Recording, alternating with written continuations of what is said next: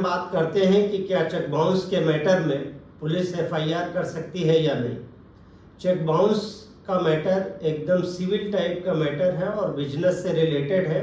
ऐसे मैटर्स में डीजीपी उत्तर प्रदेश का ख़ास तौर से सर्कुलर है कि किसी भी बिजनेस के लेन देन में पुलिस कोई भी एक्शन नहीं लेगी जब तक कि उसके सुपीरियर अथॉरिटी यानी गजेटेड अफसर उस मामले में संज्ञान न ले ले।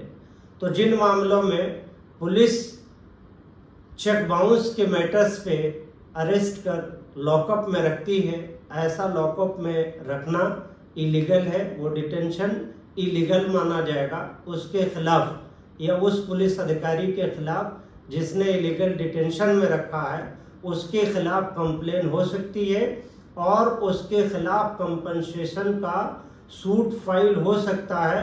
उससे कंपनसेशन की डिमांड ऐसा क्लाइंट कर सकता है जिसको लॉकअप में चेक बाउंस के मैटर में पुलिस ने रखा हो।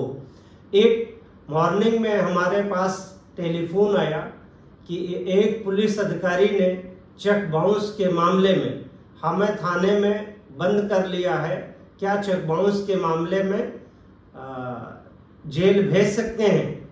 हमारे द्वारा टेलीफोनिक तौर पे उनके सुपीरियर थाने के सुपीरियर अधिकारी से जब मैंने बात की कि उत्तर प्रदेश डीजीपी का ये सर्कुलर है कि चेक बाउंस के मैटर में किसी भी तरह की एफआईआर नहीं हो सकती है, जिसके चेक बाउंस हुए हैं उस मैटर को लेकर के एक प्रॉपर एनआई एक्ट बना हुआ है। एनआई एक्ट के तहत उसमें एक लीगल नोटिस देंगे, उसमें 30 डेज का टाइम होगा। 30 डेज के अंदर अगर रिप्लाई नहीं आता है तो ऐसे मामलों में संबंधित अदालत में एनआई एक्ट के 138 के तहत एक कंप्लेंट फाइल होता है। उसमें 202 के बयान होते हैं। बयान के बाद यदि मजिस्ट्रेट को या संबंधित कोर्ट को ऐसा लगता है कि वाकई बिजनेस का और ट्रांजैक्शन का लेन देन है तो ऐसे मामले में उसमें कोर्ट समन करती है और समनिंग के बाद एक मौका देती है एक्यूज को या जो प्रपोज्ड एक्यूज है उसको कि आप आइए और बताइए कि किन परिस्थितियों में आपने चेक दिया है और चेक क्यों बाउंस हुआ है, उसका रीज़न क्या है, उसके सर्कमस्टांस क्या है और उसकी परिस्थिति क्या है।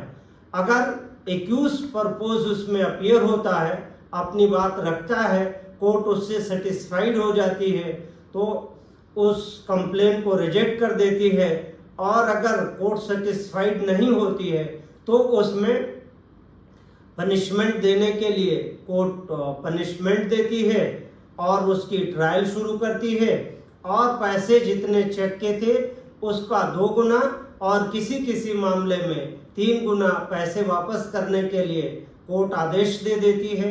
उस आदेश के खिलाफ एक्यूज अपील कर सकता है, उस आदेश के खिलाफ रिवीजन फाइल कर सकता है, उस आदेश को सुपीरियर कोर्ट में चैलेंज कर सकता है।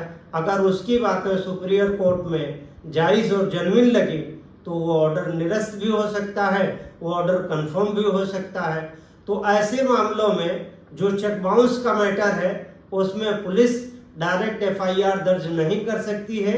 एनआई एक्ट में पुलिस के इंटरफेरेंस और एफआईआर को दर्ज करने को लेकर करके और डीजीपी के सर्कुलर के खिलाफ है।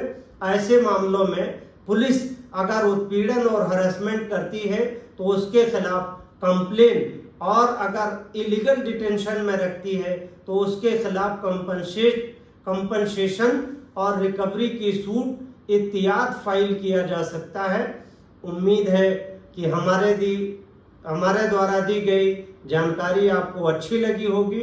अगर हमारा ये वीडियो आपको पसंद आता है तो लाइक, शेयर एंड सब्सक्राइब करना ना भूलें। फिर मिलते हैं एक नए इंफॉर्मेटिव वीडियो के साथ। तब तक आप अपना ख्याल रखें। शुक्रिया, थैंक यू।